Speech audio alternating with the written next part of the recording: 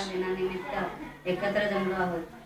प्रजासत्ताक दिन म्हणजे प्रत्यक्ष सत्ता प्रजेच्या हाती आली व शासन प्रजेने निर्माण केलेला दिवस तो म्हणजे प्रजासत्ताक दिन.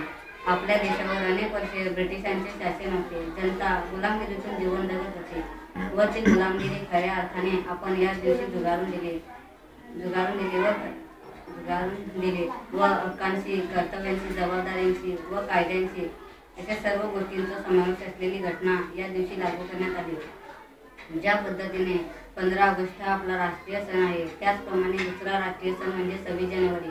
या दिवशी संपूर्ण देशात गल्ली बोल्यापासून ते थेट दिल्लीच्या लाल किल्ल्यापर्यंत ध्वज फडकवला जातो.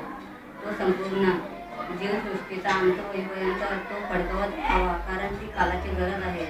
हे जे आपण स्वातंत्र्य भोगतो हे सहजासहजी मिळाले नाही, तर त्या काळची सामान्य जनता, थोर पुढार नेते, क्रांतीवीर यांच्या तपश्चर्येचे ते फल आहे व हे जे स्वातंत्र्य आहे हे टिकवून ठेवण्याची जबाबदारी ही तुमची, आमची सर्वांचीच आहे व ती जबाबदारी सर्वांनी स्वखुशीने व आनंदाने उचलावी हीच माझी इच्छा आहे. एवढे बोलून मी माझ्या